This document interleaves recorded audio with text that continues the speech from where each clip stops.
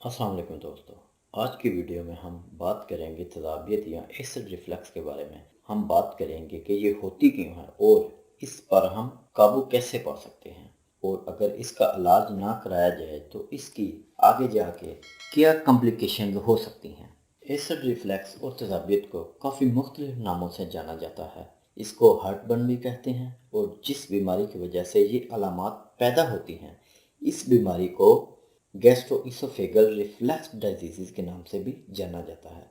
तो अब हम समझने की कोशिश करते हैं कि इसोफेगल रिफ्लक्स डिजीज़ में होता क्या है। जब हम खाना खाते हैं तो वो खाने की नाली के ज़रिए मैदा में पहुंचता है और हमारे मैदे में तेज़ाब बनता है।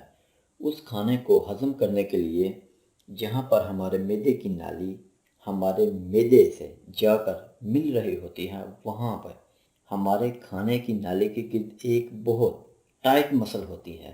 यह आमतौर पर खाने की नाली को सिर्फ तब खोलती है जब खाना निगलते हैं, ताकि खाना हमारे खाने की नाली के ज़रिए मैदा में पहुंच जाए।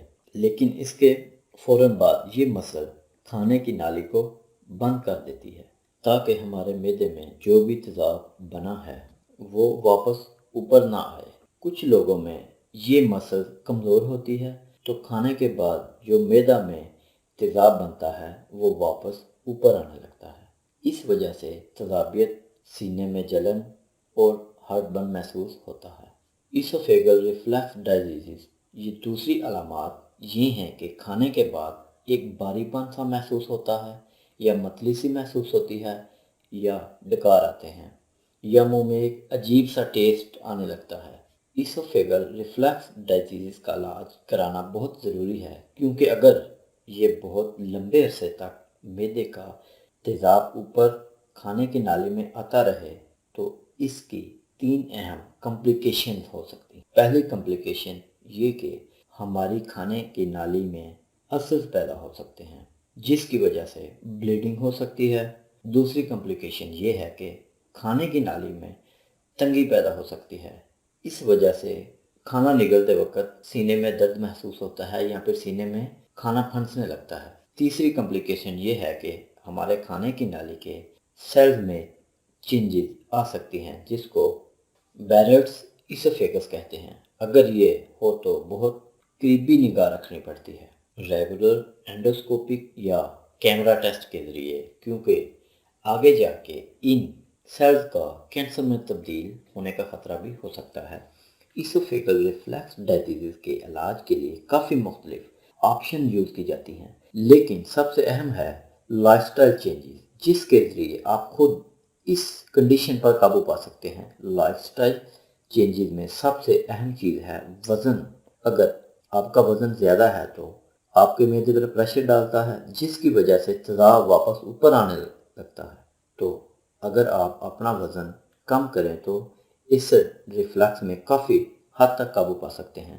टाइट बेल्ट या टाइट कपड़े ना पहने, क्योंकि इसकी वजह से भी आपके मैदे पर प्रेशर पड़ता है और इस रिफ्लक्स के इम्कानात बढ़ जाते हैं। अपनी खुराक में ऐसी चीज़ों का इस्तेमाल कम करें जिनकी वजह से आम तौर पर इस रिफ्लक्स के सिम्टम बिगड़ जाते हैं, जैसा कि ज़्यादा चिकनाई वाली चीज़ें, मिर्चों वाले खाने, और चॉकलेट, टमाटर, कॉफ़ी, मशरूबात वगैरह कम इस्तेमाल करें।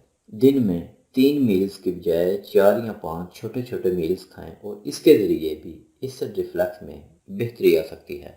आपका रात में आखिरी मील सोने से कम 3 घंटे पहले होना चाहिए। अगर आपको रात में सोते वक्त तेज़ाबियत या सीने में जलन महसूस होती है तो अपने सर के नीचे ज़्यादा तकिए रखें, ताकि आपके जिस्म के ऊपर का हिस्सा थोड़ा सा रेज़ पोजीशन में हो। सिगरेट स्मोकिंग और अल्कोहल की वजह से भी इस रिफ्लक्स सिम्टम्स बिगड़ जाते हैं, तो इन चीज़ों को भी अवॉइड करना ज़रूरी है। अगर इन सब लाइफस्टाइल चेंजेस के बावजूद इस रिफ्लक्स में बेहतरी ना आए तो अगला स्टेप होता है मेडिकेशन।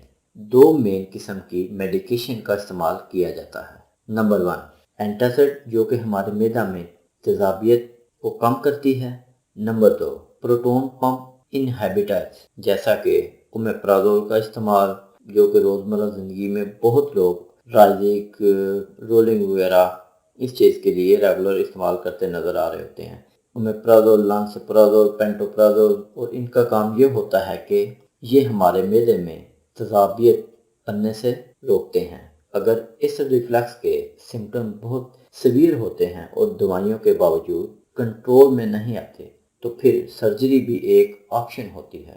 اگر سینے میں جلن کے ساتھ آپ کو مزید کچھ اور علامات محسوس ہو رہی ہیں، جیسا کہ پخانے میں خون یا پخانے کا کالا ہو جانا، کھانا نگلنے کے وقت سینے میں پھنس جانا، یا مسلسل الٹی محسوس ہونا، یا مسلسل تھکن ہونا، یا وزن قدرے سے گر جانا، تو آپ کو اپنے ڈاکٹر سے فوراً رجوع کرنا چاہیے، کیونکہ یہ سمٹم کسی اور سیریس بیماری کی وجہ سے بھی ہو سکتے ہیں۔ تو یہ تھی دوستو ہماری آج کی ویڈیو اچھی لگی ہو تو اسے لائک کریں، شیئر کریں، اور ہمارے چینل مسٹر ہیلتھ کو سبسکرائب کریں۔ شکریہ۔